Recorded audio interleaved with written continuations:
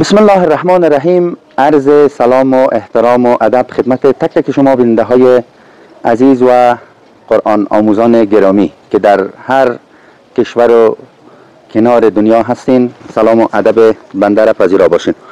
در درس های گذشته خواندیم که حروف الف با فرقش با فارسی چی بود و درس فتحه را که خواندیم. امروز در این ویدیو درس کسره را بر شما ارائه میتونم انشالله که مفید واقع شود. کسره در عربی است کسره، اما در فارسی چی میگیم؟ ما در فارسی میگیم زیر. یک علامتی است که در زیر هر حرف قرار میگیره. مثلا چه قسم؟ اگر این رسم کتاب آورده که باز بعداً ما در این ویدیو اول تشریح میکنم، بعداً میایم زوم میکنم روی کتاب.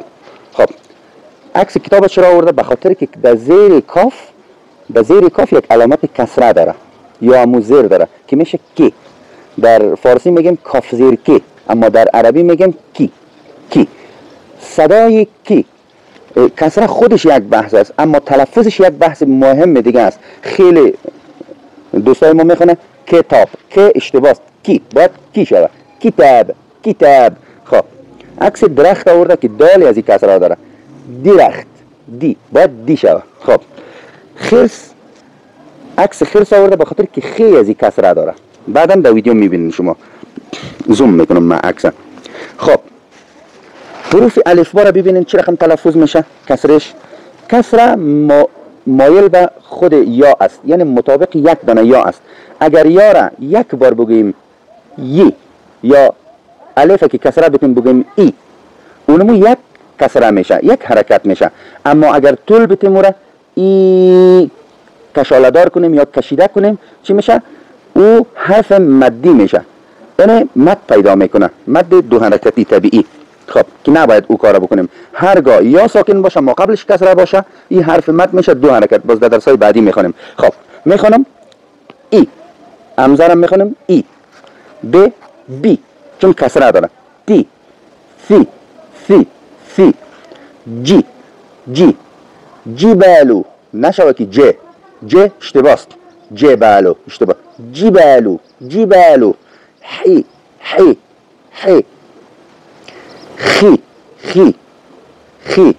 خبر خيار اشتباه. خيارة. دی ری بسیار نازک. ری اگر ری فتحه داشته باشه یا زبر داشته باشه چی میشه؟ را پر میشه. زی سی شی بازم دهن بسیار هوای زیاده به خود میگیره، چون حرف صاد باید از سین تفکیک شود، فرق داده شود. سی نشود. صراطل سی اشتباه. صراطل دی حرف ضاد. دی حرف طی حرف غی حرف عین. عند. خب حرف غین. غی حرف فی حرف قاف. قباله وقتی که ای زبر اگر داشته باشه باشه قاتل بسیار پر میشه، پر حجم میشه. و کسره اگر داشته باشه خیلی نازک میشه. قتال. خب کاف کی لام لی میم نون واو وی هدو چشمه هی یا یی. خب میایم سر ترکیبات حروف. بیمه سیکو بی کسره داره، بی میم فتحه داره، ما بیمه.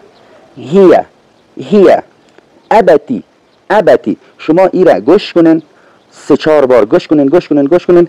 بعد وقتی تشریحاتم تمام شد بعد ویدیو رو زوم میکنم روی کتاب، بعد شما از روی کتابم یاد بگیرین. خب میخوایم طبیعی نشان بدم شما رو روی کتاب. خب هیه دو چشمه کسره داره. هیه ابتی اثری وقتی که میگم که فعلا گوش کنین یعنی طرف تلفظ دهانم شما متوجه باشین که چه قسم تلفظ میشه. اثری، اثری، بلدی، بلدی، اقیمی، اقیمی، ملیکی، ملیکی. در فارسی میخوانن ملکه، ملکه، ملکه، اشتباست. ملیکی، یجیدی، امینه، امینه، امینه، اشتباه. امینه، بخیله، بخیله، تبعه، تبعه. خب میخوایم که امی درسی که تشریح دادم امی را برای شما زوم بکنم. خب کسره را گفته بودم که به معنای همون زیر است که نه تصویریش خودم تشریح کردم و شما ببینین عکس کتاب آورده در زیر ازی کاف کسره را داده و عکس درخت آورده که در زیر ازی دال کسره را آورده، درخت.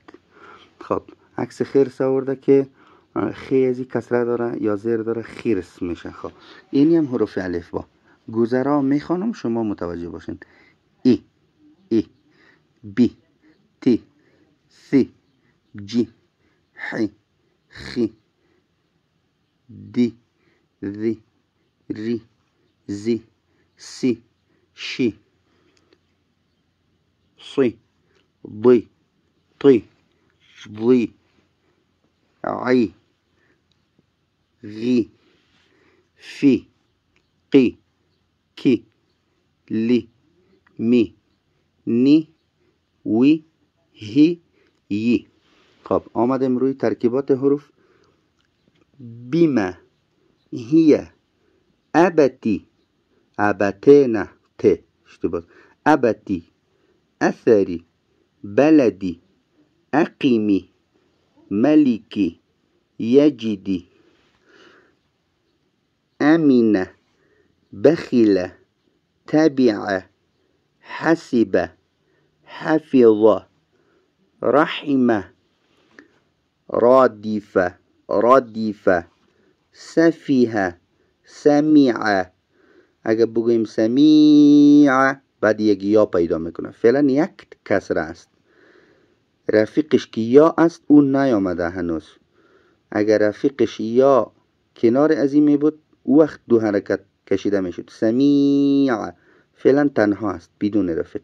سمیعه، شریبه، شهیده، علم، غضب، فرح، كره، كره، كره، لبث، لبث، نسي، ورث. با نور ایمان باشین تا دیدار بعد. بدرود.